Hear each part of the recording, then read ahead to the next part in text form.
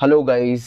अगर आपके पास दो कैमरा से किसी ने शूट करके दिया है, कोई पॉडकास्ट हो सकता है, कोई भी कंटेंट हो सकता है, अगर दो एंगल से शूट हुआ है कोई कंटेंट और आपको अगर उसमें एडिट करने में कोई भी प्रॉब्लम हो रही हो तो आप सही जगह पे हो। मल्टी कैम एडिटिंग में बेसिकली तीन चीज़ें होती है।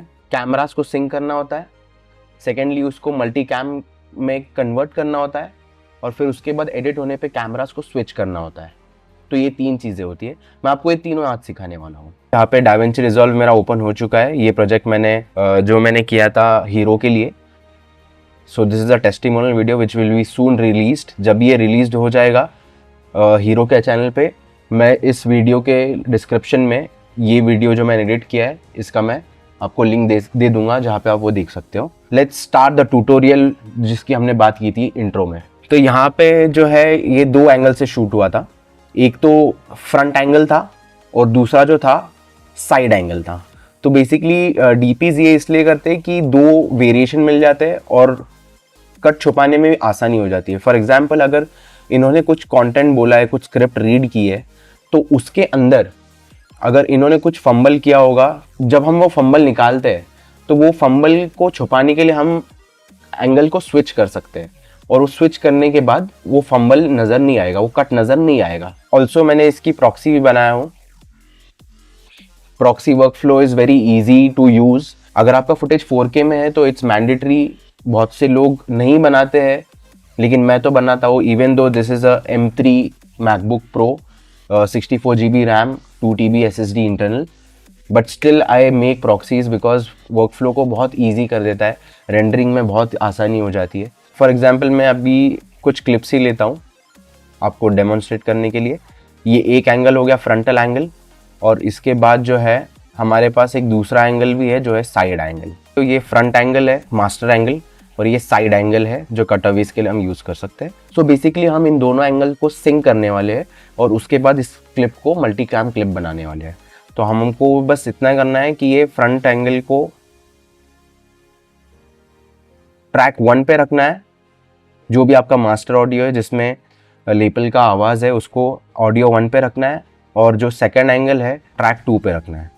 और मैंने एक शॉर्टकट क्रिएट किया था जो आप भी कर सकते हो। आप कीबोर्ड कस्टमाइजेशन में जाकर यहाँ पे बस सर्च आपको करना है ऑटो अलाइन क्लिप्स। मैंने इसका शॉर्टकट रखा है N। आप इसको कुछ भी रख सकते हो आपके हिसाब से। एंड बस आपको एक के ऊपर एक क्लिप्स ओवरलैप करके N दबाना है और ये सिंक दबाना है, तो ये ऑटोमेटिक सिंक आपको करके दे देगा। N waveform sync. So basically software क्या कर रहा है, यहाँ पे ये वेवफॉर्म यूज कर रहा है दो एंगल को सिंक करने के लिए। और the reason behind I told you to keep the lapel mic वाला audio master angle on the audio 1, because यहाँ पे हम यूज ट्रैक नंबर 1, हमने इसको मास्टर बनाया है इसलिए हमने उसको ऑडियो 1 पे रखा था। और we just have to click on sync. एक बार आप सिंक दबाते हो वो ऑटोमेटिक आपको सिंक करके दे देगा। सिमिलरली हमको इन दोनों को सिंक करना है।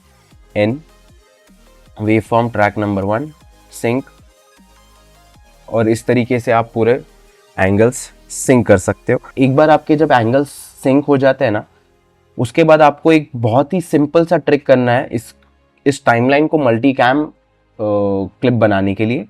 What you have to do is right click on the timeline, find timeline in media pool. ये आपको रिलोकेट कर देगा जहाँ पे आपका टाइमलाइन है, और फिर उसके बाद उसके ऊपर राइट क्लिक करके आप you can directly convert timeline to multi cam clip. आपको इसको क्लिक कर सकते हो। वंस यू डू दैट, ये मल्टी कैम क्लिप बन जाएगा। और अभी ये जो क्लिप है, this is a clip and not a timeline. आप इस क्लिप को डायरेक्टली ड्रैग एंड ड्रॉप कर सकते हो आपके एडिट पे, लाइक दिस। तो अभी ये जो क्लिप है,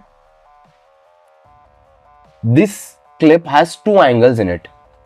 One is the frontal angle and one is the other angle. So इस तरीके से आप मल्टी कैम क्लिप आपका टाइमलाइन पे ले सकते हो और and you can start directly editing it. So for example, आपने अगर यहाँ पे कट लगाया और यहाँ से यहाँ तक कि आपको नहीं चाहिए तो you can directly delete it. And as you can see there is a cut. How you can hide that is switching the camera to angle 2. So it will look something like this. That's how you can make a multicam edit into DaVinci Resolve. Thank you so much for watching.